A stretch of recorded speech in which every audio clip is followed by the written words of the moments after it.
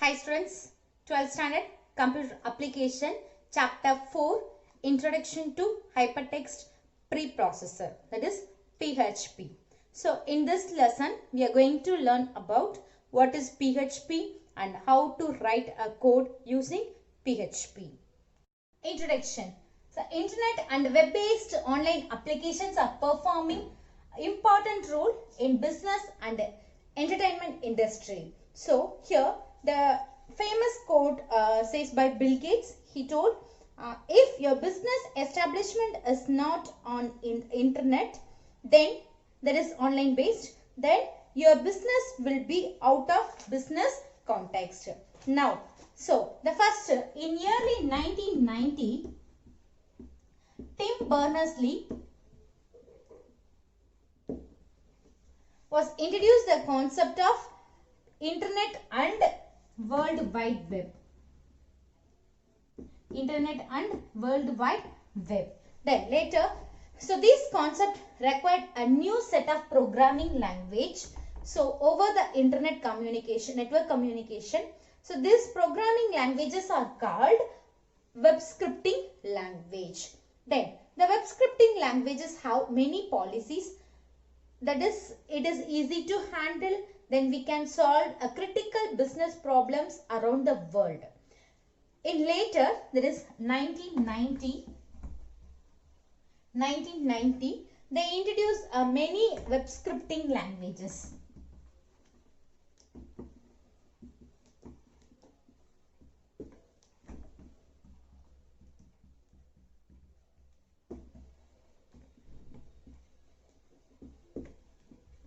Then after that, PHP is one of the most server-side scripting programming language.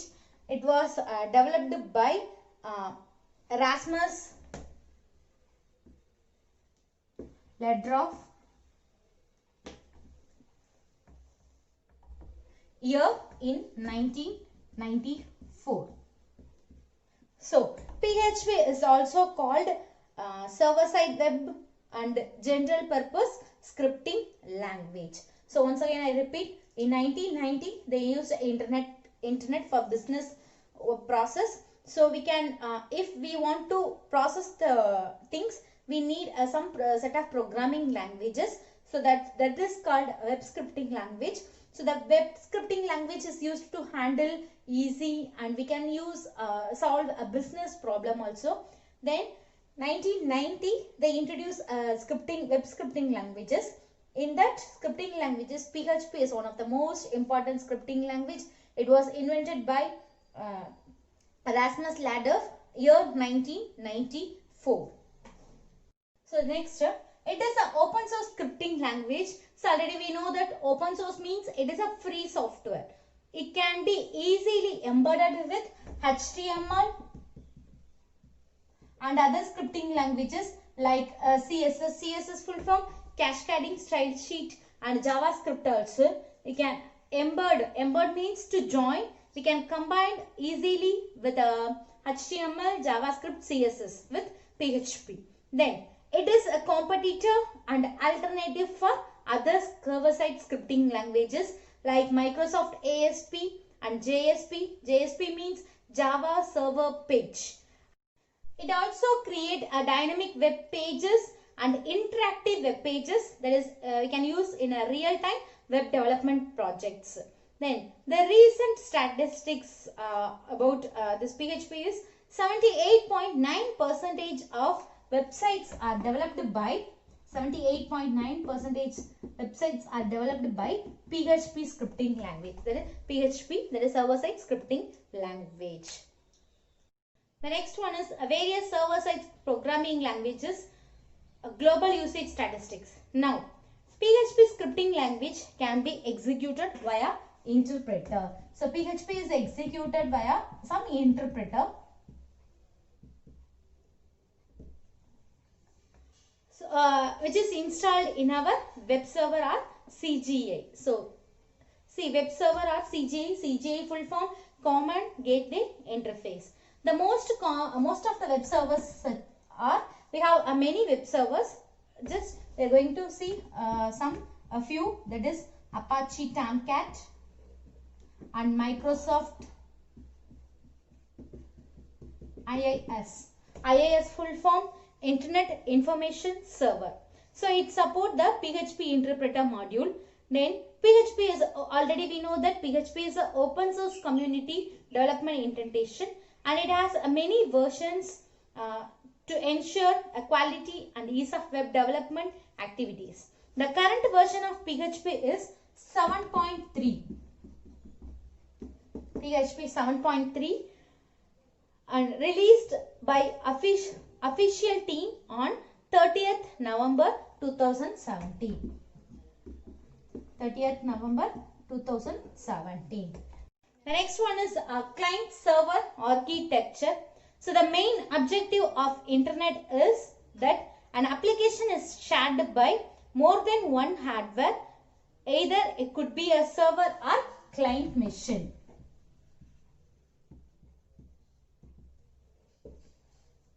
Then the server is a high performance hardware machine. It could run more than one application concurrently. So here server means we can run more applications simultaneously, concurrently. Then the client is a separate hardware machine which is connected with a server in the network. So here client means it is a server machine. Client means it is the separate hardware machine. Client is called separate hardware machine, and it is connected with a server. Connected with the server in network. So here network means either we can use internet or intranet. So here internet means it is we can connect all over the world. Intranet means it is some particular surroundings. The next one is the server and client are also called service provider or service requester. So the server is called service provider and service requester. So once again I repeat. So the main objective of internet is we can share more than one hardware. It could be a server or client machine. Then the server is a high performance hardware machine. It could run more than one application concurrently. Then a client is called a separate hardware machine which is connected with a server in the network. Here network means either internet or intranet. The server and client are also called as service provider and service requester. The next one is client server architecture model. So the client server architecture model, it consists of three types. That is, the first one is single tier architecture.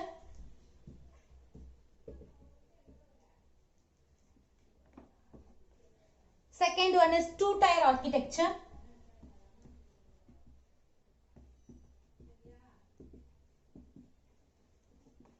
And last one is multi or n-tier architecture.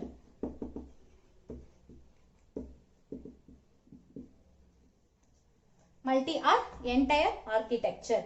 As a client and server architecture consists of three types. One is single tier, and second one is two-tier, and third one is multi-tier. So web server is a software which is run in server hardware. It takes the responsibility for compilation and execution of the server-side scripting language. Now let us see one by one. The first one is single tier architecture. Here this architecture is used for the server and accessed by client. So here the first one, single tier architecture. It is used for server accessed by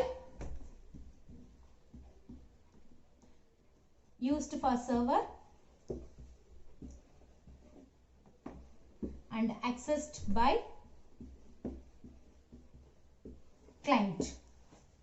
Next, the client application runs inside the server machine itself. it can run inside the server machine.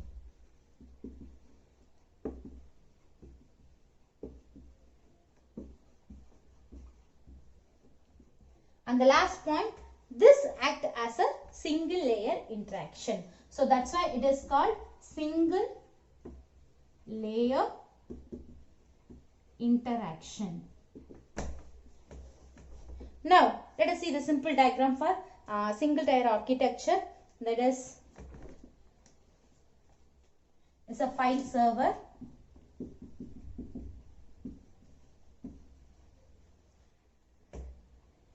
and a client computer. We can connect with a single computer. So client server single tier architecture means we can run inside the server machine itself.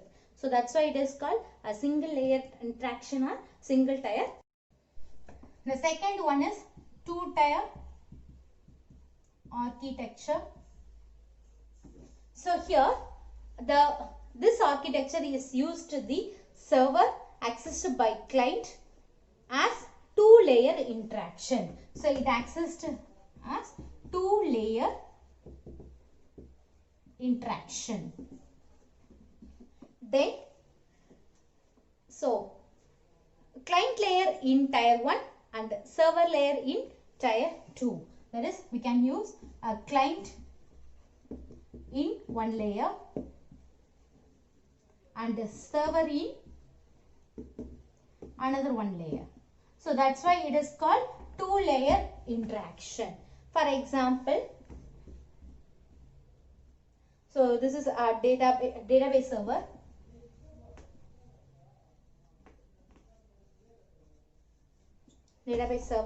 Then so this is also called database tier.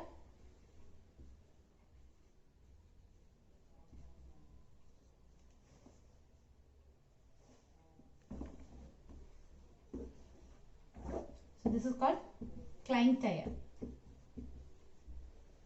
So here we are going to follow a two layer interaction. The next one is multi or three tier architecture.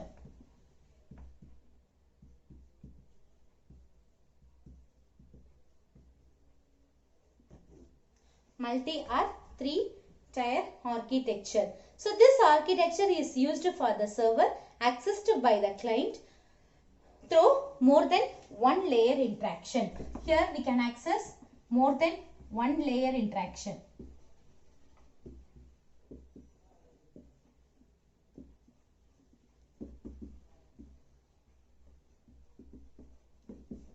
Then next, the programmer could decide the count of business logic layer according to the software requirements. So that is the reason that this model is also called multi or three tier architecture. So here we are going to follow a database server,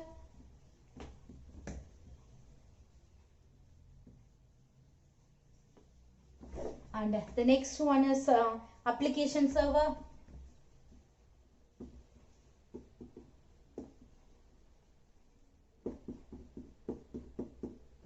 and the third one is a client tier.